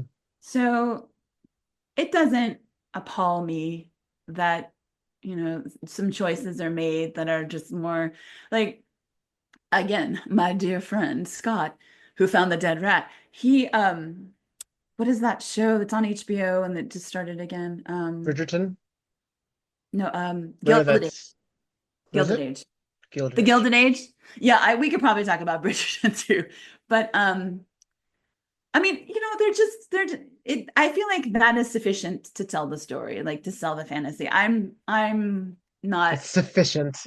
I'm not gonna, I am not that anal that I need to be like, well, that's wrong and this is wrong. Unless it's just egregious. If it if Well, it doesn't distract me from the I recall story, the I'm fine. Bridgerton glove situation was pretty scandalizing for a lot of people. Yes, yes, yes. But you know, I mean, budget is always a concern. It's a period piece done by Netflix or HBO. They have budget. Oh, yeah, but they act like they don't. Please. I suffered through 4 seasons of Stranger Things. It's unbelievable how tight the purse strings get when they're And successful. that is also a period piece. Yes, it is. And they want you to be as immersed as possible. Yeah. So Well, I guess that makes sense. if it's something, that recent, yeah, you got to get it right because we all remember, or a lot of us remember. But so Gilded Age drives Scott insane because they take all kinds of liberties with the silhouettes and the colors and the like. There are occasionally, I mean, I haven't seen the new season. Occasionally, I'm just like, oh goddamn, like that. Wow, okay. You went there, but Well, see, this is one of the reasons that I get really I get cranky when people say, "Oh, it's just a movie," or "It's just a this," or "It's not meant to be a documentary." And because I'm like, well, yes, but these shape our perceptions for the rest of our lives. Like we think, and I always go back to my prime example that I always use is flappers yeah, and how the 60s completely changed what flappers looked like so that we assume that everyone looks like they were wearing fringe and that it like that's not correct. Like that's not correct. yeah, Um, that's true. but to that end, we also do that with anytime you see like an exposed corset on any uh period piece as well. I'm like, you wouldn't have. You maybe Yeah, in a brothel, maybe in yeah, harlots, but for the most part, like that's wrong. But because we have media that tells us, oh, this is what a depiction of that era or a depiction of that time, I'm like, well, I just feel like it's important to get things correct if you're going to depict it. And that I just want authenticity, really. Which I is ridiculous considering how much I adore uh anachronism. But mhm. I feel it has to be informed anachronism. I do see what you're saying, and that it's absolutely true that yes, we culturally get very confused. Like, what is it, the 60s, all those westerns and just yeah. Yeah, the way that you're seeing that period through the 60s Hmm. lens, it's just yeah, it's all higgledy-piggledy. Um, Like when we I see the get what you're 40s through saying. the 80s and Yeah. everything suddenly is Roger Rabbit, and it's like it looks amazing. It's big business, but it's wrong. Oh, big business. But it's I'll wrong. drink to that. I love big, love me some big business. Um, yeah, I don't know. I mean, it I guess I'm too soft. I'm like, well, it is a work of fiction. Yeah. Yeah. I mean, we are suspending our disbelief a lot when we when we watch things, but I get what you're saying as well. It would be nice if we weren't all being lied to. Just bold faced. Just lie Uh, to us. We like it. We want to see um, that flapper fringe fly. as a burlesque performer, you said you started roughly in what, 2013, you said 2012? 2012, my very first show, I started with Salome Cabaret because even though I wasn't living in Knoxville, there was a period before we left Shreveport and came to Atlanta where, haha, another circus slowdown, right? Like, so the film industry kind of left town. And I had a lot of time on my hands. I was like, yeah, I have an idea. And they let me put it on stage, and it was the Halloween show, so October 2012, and I think I did 3 acts in that show. So yeah, I don't know, go big or go home. You've been saving it up for 10 years, Did had you some have a things to say. did you have a specific mentor or did you come up with everything on your own? um well, by that point, no, I wouldn't say I wish I had a mentor. That would be fantastic. But I had seen so much. I hadn't We didn't start going to Beehoff until 2012, but I had been to there used to be a festival here before Kiss My Grits, the Southern Fried Burlesque Festival. for that started, I think, 2011 until 2015. It was like, do you feel like there's a 5-year curse? Because I've noticed there's a 5-year um like lifespan for many a festival. And I find it unfortunate, but anyway, and it was only Yeah. that was very influential to me. Going to that was like the first time I really felt a part of the community and not just someone like taking classes and going to shows. I really felt a part of the community in that 2011 Southern Pride. And Dirty was the headliner. You know, I met Satan's Angel. You know, we all have our favorite legends. Yeah. And salty old broad. I love her. I know she makes fun of a lot, or she made fun of a lot of people's names. She loved to fuck with me about mine. Like, the first time we met, like, what's your name? Bunny Wigglebottom? Oh, at least nobody's gonna steal it. Like, ah, oh, sweet. It's like being roasted by Don Rickles. You know what I mean? Badge of honor. I still have a pair of pasties that she made that I will never use. I just keep them, like, they're these big pink sequin hearts. And I love them. I miss her very much. I got to spend some time with her because I'm sure you know, she was banned from the Orleans. Yes. Right. So, but maybe not everyone knows. If you'd like to expand on that, you're welcome to. Oh, well, I've certainly heard her side of the story. And she definitely thought she got a raw deal. So there, several years ago, when the museum, the Burlesque Hall of Fame, was in the very small space off of Fremont. Is that still Fremont? It's near Fremont, if it's not specifically, but something anyway. like, yeah. And so she made it known that since she couldn't come to the Orleans, she would be there, and if people wanted to come and meet her and buy 8x10s. I could not believe I was the only one there. I had an audience with her for probably an hour and a half, 2 hours. Wow. Like, I don't know. The word did not get out. Wow. But I got to tell her, and I had met her several times. Like, this was just probably the last time I actually got to spend a significant amount of time with her. She, I could tell that it, obviously she belongs with us at the Burlesque Hall of Fame, and she should be celebrated with all the other legends. And I could tell it kind of weighed heavy on her that she was not allowed. And I just, like, the most helpful thing that I could say is like, well, it kind of, you're a legendary badass, and just kind of, it's more of your mystique. You're it's not part allowed. Of the lore. Yeah. Your legend looms large. You're not allowed to come in. You're that much of a badass.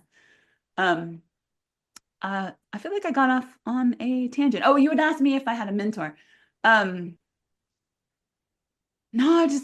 I had seen so much. Like, it consumed so much. Like, every little DVD that ever came out, like the Pontani sisters, Go-Go Robics, and Princess Farhana, like, and Joe Boobs, of course, with all hers. I just, like, voraciously, whatever I could get. And my very first act was, in retrospect, it was probably a little too heavy. Like, well, it was to Tom Waits' Just the Right Bullets, and I love Tom Waits, and that's from the Black Riders, like a creepy musical that I've actually never seen a stage production of. But yeah, I mean, I'm not embarrassed by it, but it's certainly not. Well, when you're talking with Shemi LaRue, like, I definitely agree with the fact that, the customer service aspect of what we do. Like, I think we're asking a lot for people to leave their homes and come to see us, and I do think it has to be entertaining. So perhaps my first act was not as truly entertaining as it could have been. That's what I'll say. Do you think it was self-indulgent, or it was just not fun? A good question. Or another word entirely. Because I'm not, why was it not entertaining? No. I mean, I don't think it wasn't entertaining. I just think what I do more since then is just a lot more whimsical, right? And Okay, more like overtly. sure. And I think it was a little more A little less fun then. moody, Yeah. and I'm sure people, no, no one knows who the fucking Black Rider is. Yeah, but then in that same show, I did a Morticia act, and then we all did the Thriller dance. That's a lot of choreography. Yes, it is. So I've much done the Thriller. Yeah. choreography for the Yeah. Thriller dance. It's a lot. Yeah. Yeah. For frankly, choreography that if you half-assed it, the audience probably wouldn't know. Right. I If you mean, just hit the broad strokes, you clap your hands over your head at the right time. That's really all they're looking for. And the claw hands, that's, yeah, right. you just got to hit those broad strokes because it's It's not so filmed true. in a way to show you everything. So true. Yeah, I had to do that once. We had a zombie night, Rocky Horror, at the Home of Happiness. This is 2007. Mm. Wow. The fact that I can recall that, but I know exactly what happened the night before that makes me remember that. My long-term boyfriend broke up with me the day before. Oh, Uh, and yeah, we had to all do it because we did it instead of Don't Dream It, Be It. We oh, you did did the Thriller? thrill. Yeah. Oh, We played it over the floor show. Yeah. I understand. So much work. So much work. Yeah, right. I definitely understand your love of Rocky Horror.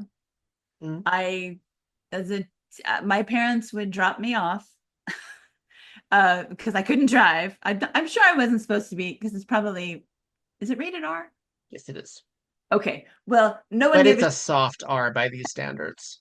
no one gave a shit at the Yeah. Terrace Tap House Theater in It's a Knoxville, soft Tennessee R. But in the still 90s. probably, yeah. It So would still yeah, probably be R now, but you know what it was? It wouldn't be R now because they'd have to add more stuff to it to justify it because it would be such an outlier as an R-rated film with just one usage of the word fuck and some nipples. Like they'd be like, could you add just a little extra just to make it worth being R? bump it up. Yeah, I loved it. I would go all the time. Little drama dork. I wasn't necessarily I wouldn't be in costume, but I just loved to go. One night I got to be Janet, and I was groped by some random college boy.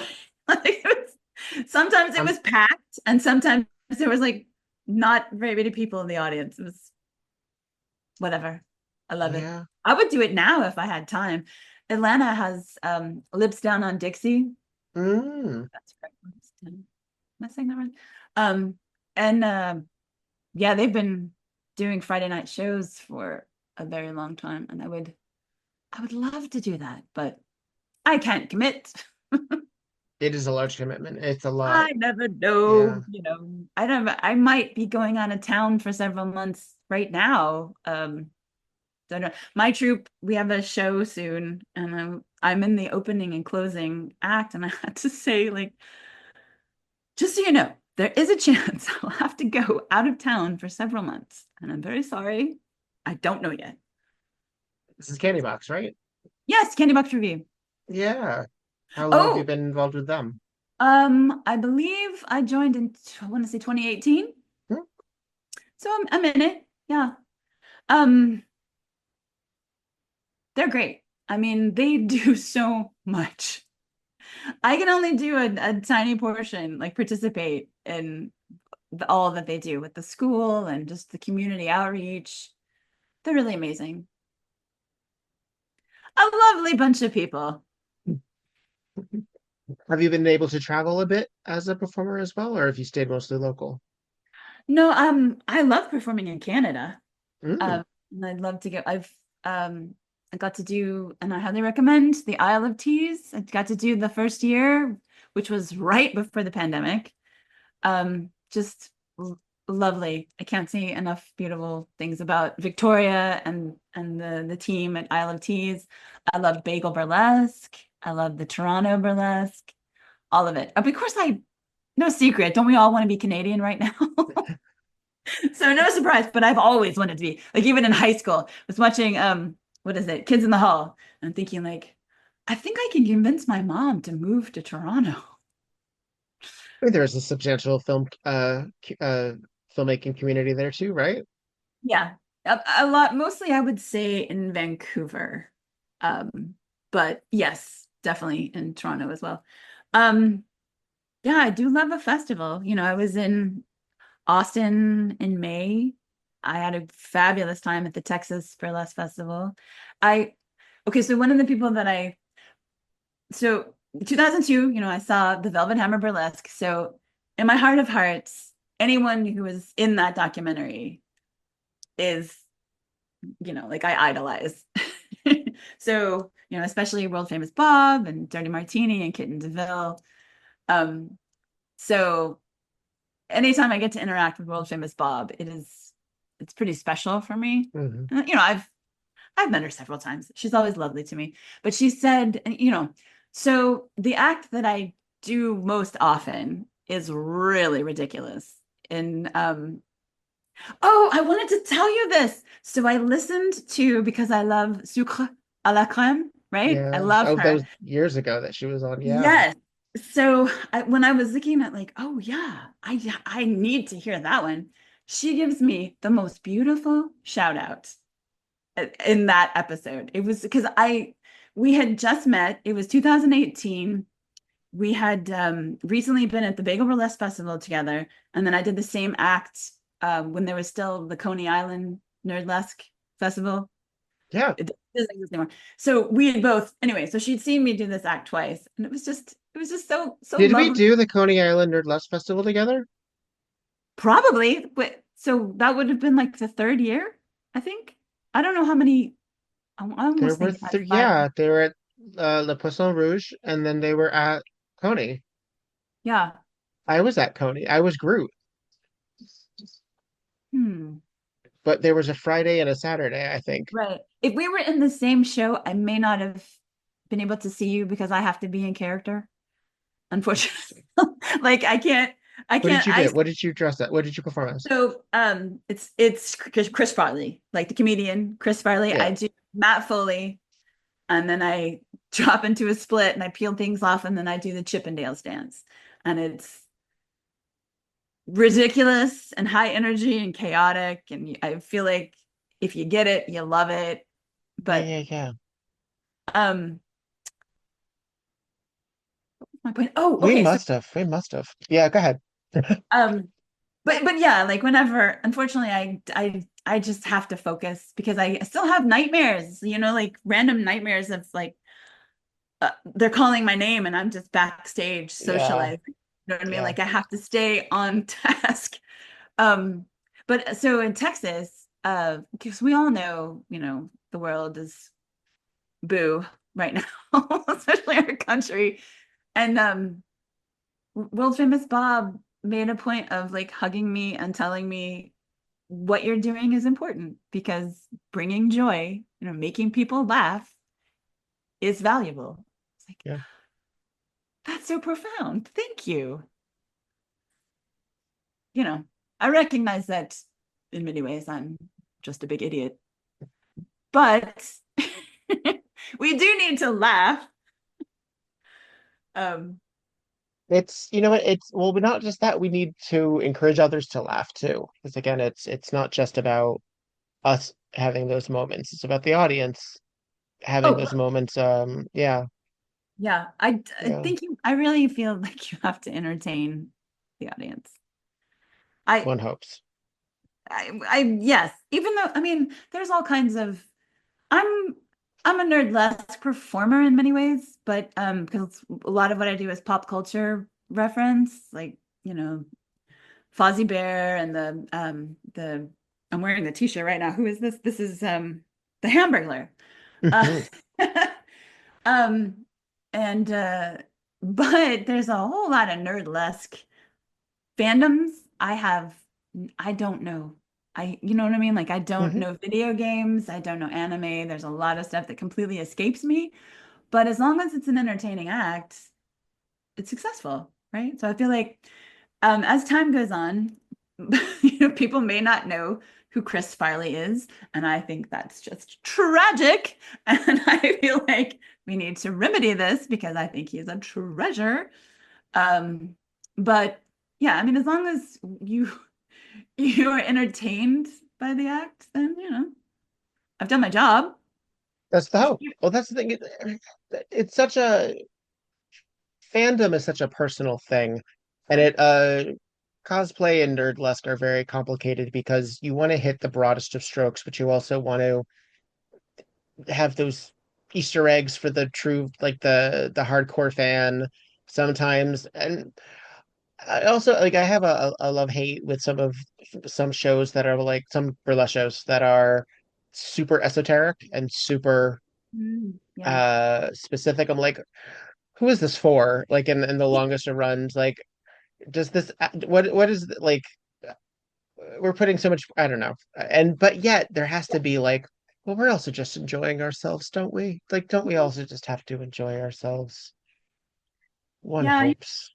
just hopefully find a balance. My mom um doesn't hear, she wears hearing aids and she's a very loud woman. And she and my partner Paul were up front, VIP, because he's VIP Paul. And Mm. she doesn't realize how loud she is. And I think there was, I want to say, a Silent Hill act, um, which is, pretty gory and dark. She embarrassed the shit out of Paul because when the act was over, she didn't realize that everyone could hear. She's like, "Oh, I didn't care for that." Like, oh, fuck. Wanda, you're not No. at home. Yeah. I have a mother who has been to shows and like that was awful, wasn't it? Like I have to work with these people. Like, Yeah. Yeah. oh, Wanda, please. She, Yes. yeah, she has a lot of opinions. I call that act motivational stripper, Mm. because one of the characters was a motivational speaker. She refuses to call it that whenever she refers to the act, and she loves that act. She's like, down by the river. I love down by the river. I'm like, okay. Thanks, Mom. Thanks. Do you have anything exciting coming up besides possibly dyeing textiles for the rest of the year?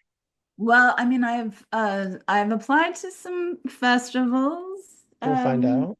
Yeah, I'm hoping to get into Midwest Nerdlusk. I have a dear friend who she's one of the producers, and she prodded me to apply. So I'm hoping that she's like, the deadline was coming up. I did not realize I had already applied. Like, I can't remember. I don't know. I start working, I get busy, I get Mhm. confused about things. So she was reminding me that, okay, the deadline's coming up. And then she looked back through her notes and she told me, oh, you've already submitted these two acts. Like, you want to submit two more? I'm like, really? You want me to submit four acts? Really? So I did not. I just submitted two. And so my troupe, Candy Box Review, we're having our August show. It's a burlesque little shop of horrors, Hmm. which is interesting. Um, yeah, it blows my, they've written lyrics. I yeah, I not I yeah, I don't know. I think it's sorry, that's my chair squeaking. I think it's gonna be could be amazing. It's definitely visually stunning. Um, and then I don't know. I don't have anything on like on the books right now, but hopefully I'll be doing some festivals soon. Yeah. Well, I hopefully I'll make my way back to Atlanta. I Yes. really enjoyed my time there. Just we had rehearsal a couple nights ago, and I was very happy to hear that there will be. I hope I can say this because I'm gonna say it anyway. There will be a second Kiss My Grits festival. Lovely.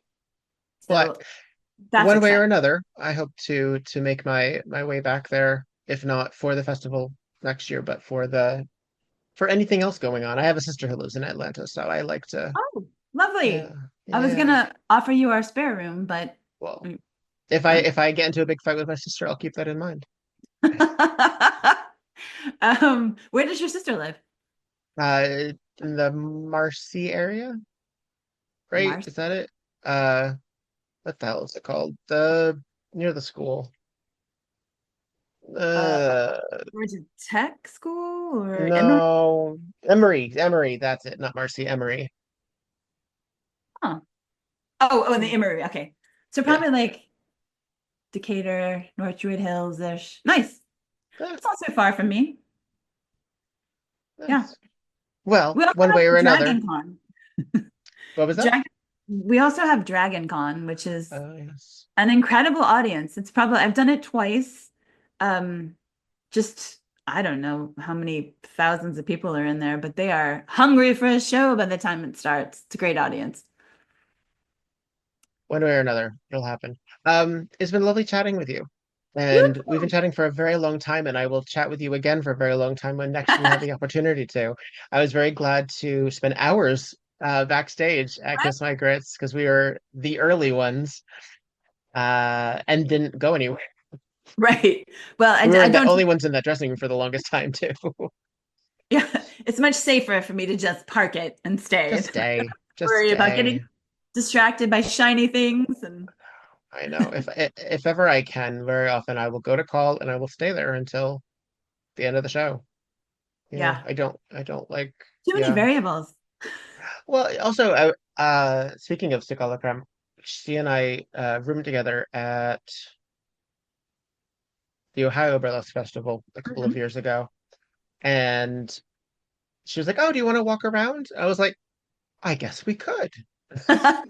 It it never really occurred to me, frankly. I just spend time in the hotel room, and what I will very frequently do is I will order an obscene amount of food from some trashy uh Domino's type place, and then put on, of all things, like QVC or something like that. For some reason, I find it therapeutic. Victor, Uh, are you saying you go to other cities and you just stay in the hotel room Generally watching speaking, yeah. QVC? For burlesque purposes, yeah. Yeah. Really? In That's actually, Atlanta, if I didn't stay with my sister, I would not have gone to the aquarium or walk around. But we have a very cool Center for Puppetry Arts. Do you know of this? I It's a don't. puppet museum.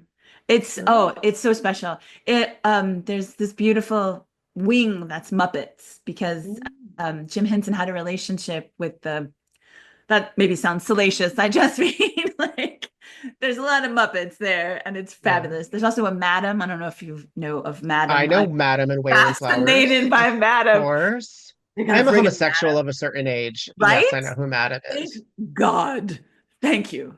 Um, yes, and right now I want to go back. I've been several times, but I think they've got a Slimer. Ooh. Are And you they a Muppety person? Oh yes, for Do sure. you know what one of my husbands and I are grand possessions? We still have to frame them, but we have one of a kind backstage Polaroids of Raquel Welch at the Muppet Show with Ooh. Kermit that we Did have to she? get framed. Yeah, that sounds fabulous. Yeah. Did she do it more than once? Because I know I'm thinking of one number Is that it the spider one? yeah. The cave woman spider? Yeah, Yeah, yeah, yeah, yeah, yeah. that was that episode. Oh, Yeah. crap.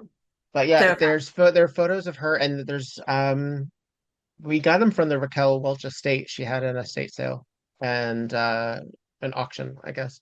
And we were like, we're getting these, and they So came with a good. bunch of I like love random 8x10s from her film career, as well as photos of her like doing like a script reading with the Muppets all behind her with like Jim Henson. Like it's very, very cool. I Yeah. love it. Did you you probably know this, but as someone who is a comedy nerd and SNL specifically, the very first episode of SNL, like there were hints and Muppets. Oh yeah, in the first season.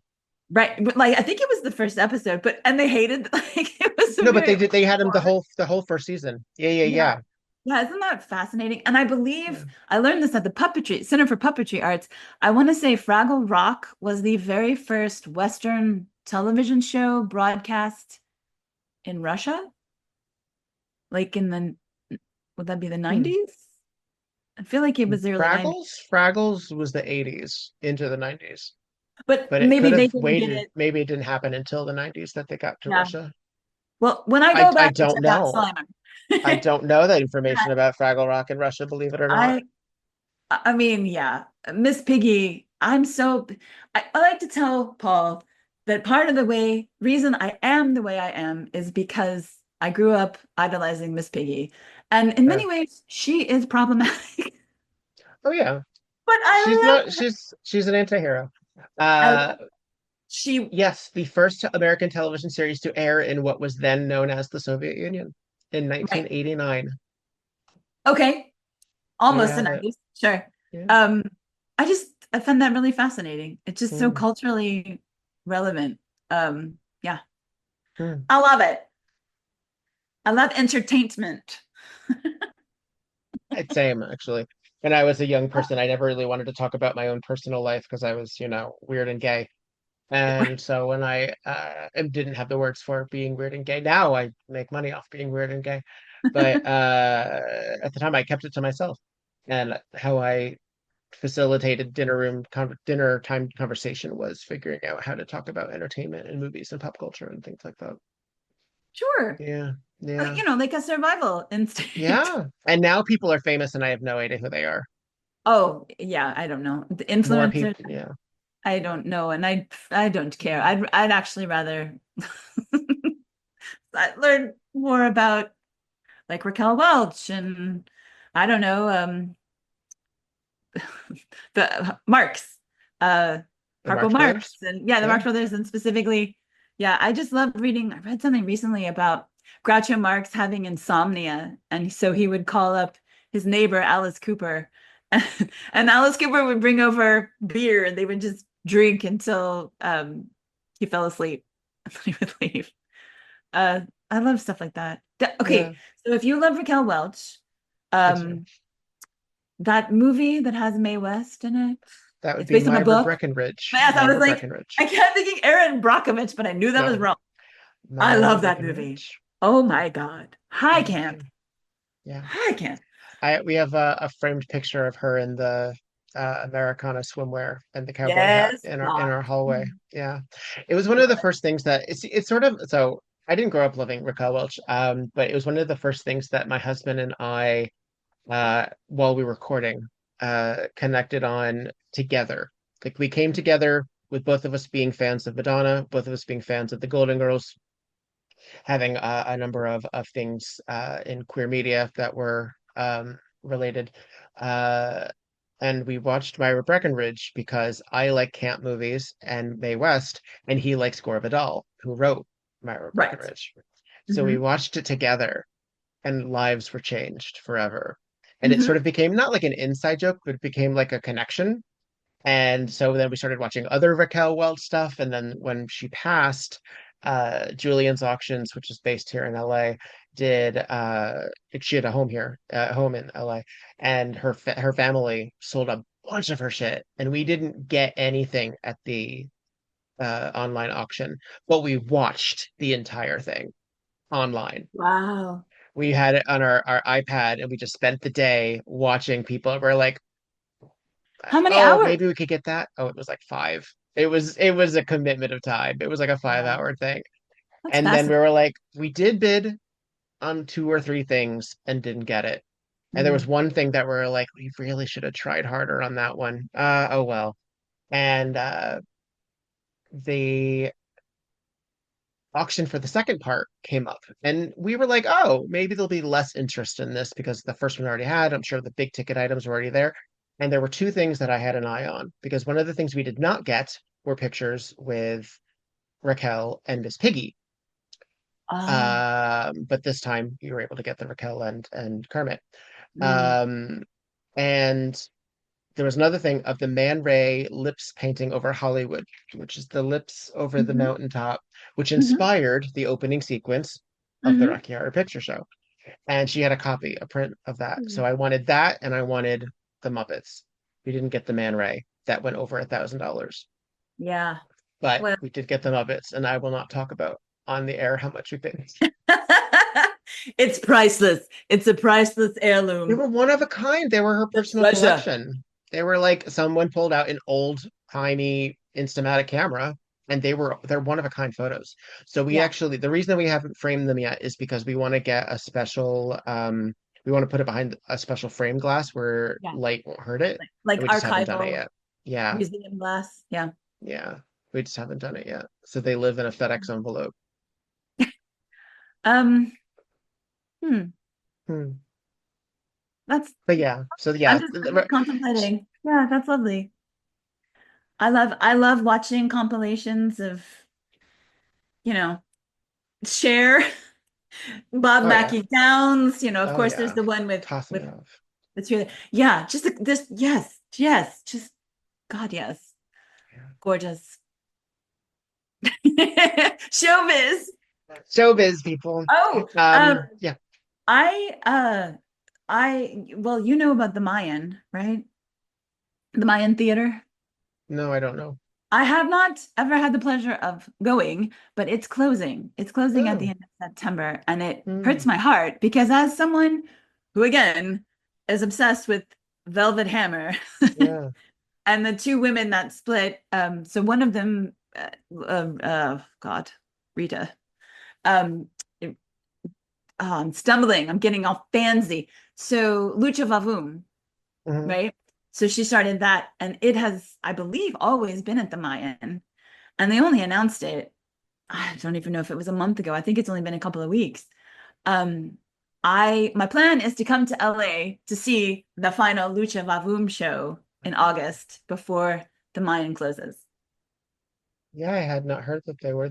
Folks, this is a theater in LA from like the 20s that was then a movie palace and a nightclub uh Yeah. in LA, yeah. Hmm. I hadn't heard it was shutting down. That Lucha, sucks. That sucks. Lucha Vavoom is not over, but it's really important to me to try to see it in the Mayan. So Everything's yeah, shutting down.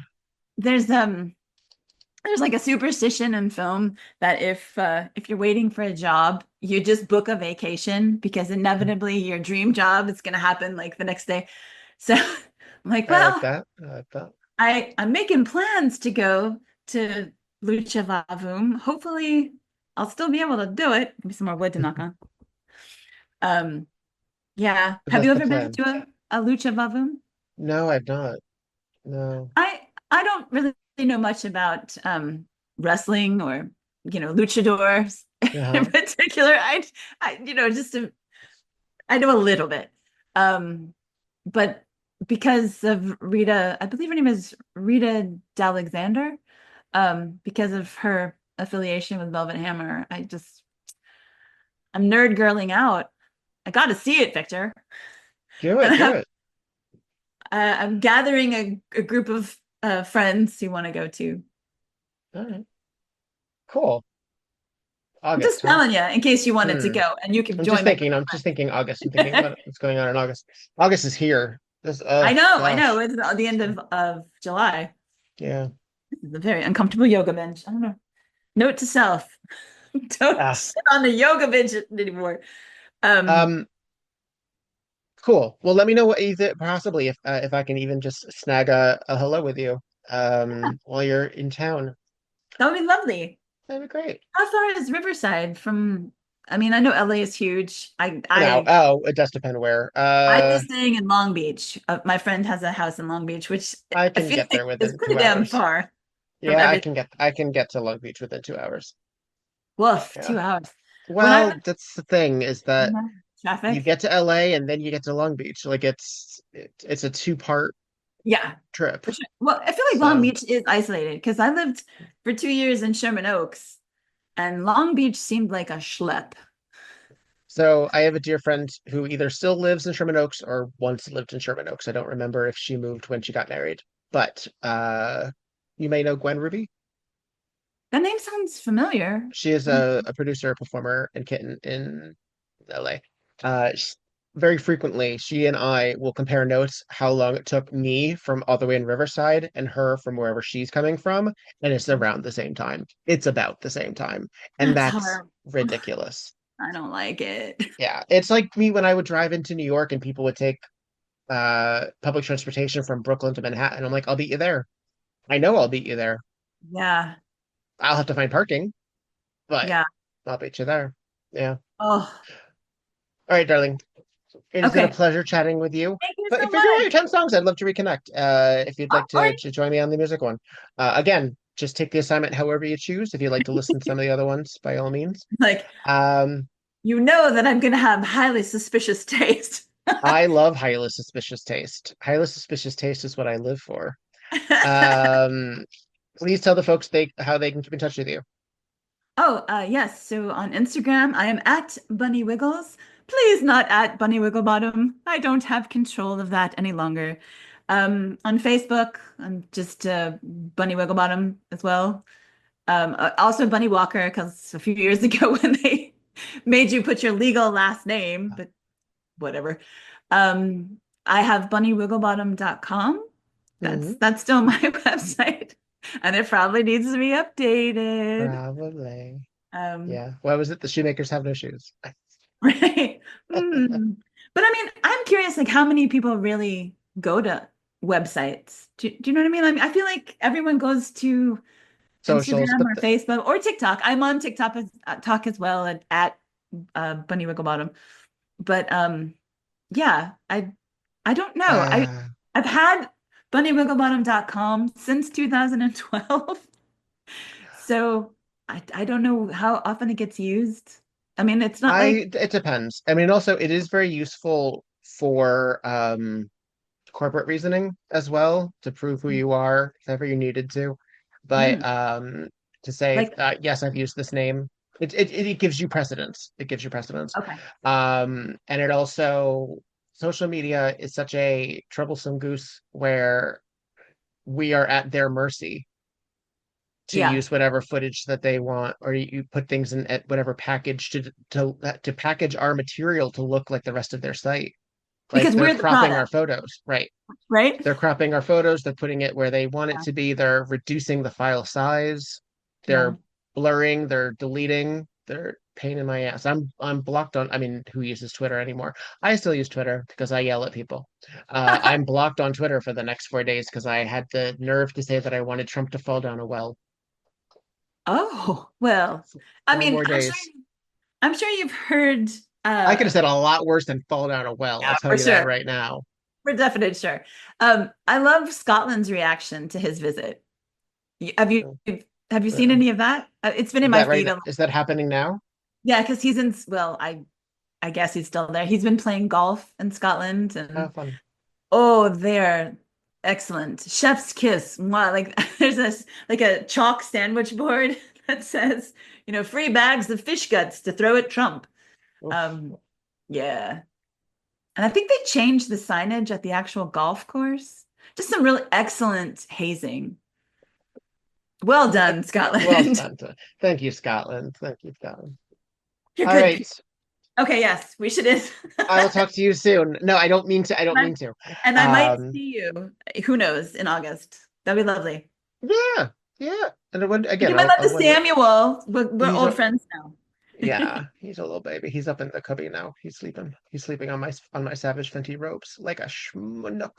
All right. Whoa. I know he's so mean to me, but he did get it open, so I feel well he deserves it for the moment. Oh, cat claws. Cat Uh, claws. no, he wouldn't. No, that he won't do. Just Okay. fur. Just fur. He won't scratch it. He'll just sleep on it. No. He needs something with he needs like a couch or a chair cushion to get like he needs something with some weight to it for him to scratch.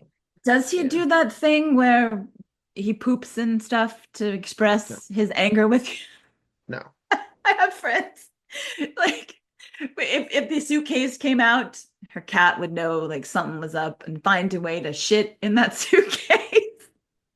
No. We're Oh, not going to manifest that either. yeah. Some real hateful cats out there. Oh, I admire their moxie. yes. The Moxie? You were going to say chutzpah, but you said Moxie. Like, I am not appreciate that. Jewish, but I love, like, with my love of vaudeville and, Yeah. comedians, Borscht, all that stuff. I love it. I understand. All right, Okay. darling. I'll Thank talk you. to you soon. Bye-bye.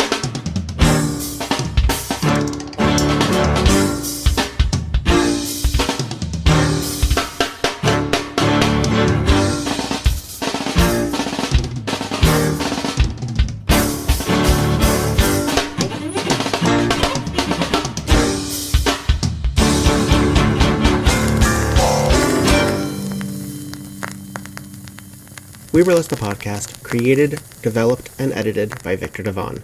Podcast artwork by Logan Laveau. We Were Less the Podcast cover art photography by Atticus Stevenson. Theme song, On a 45 by This Way to the Egress, used with permission. All incidental music via Pixabay under the expectation of fair use. Please visit WeWereLessPodcast.com for notes on this and every other episode. Follow We Burlesque and Viktor Devonne on just about every platform, and support the podcast via patreon.com/We Burlesque. Don't got the cash? Please follow, subscribe, and give 5 stars on every platform you can get your hands on. It really does help. All original material is owned by Viktor Devonne and White Elephant Burlesque Corporation. All other materials property of their respective copyright. No infringement, while likely, is intended. This episode, and all episodes thereafter, are in memory of Lucky Charming. Miss you, friend.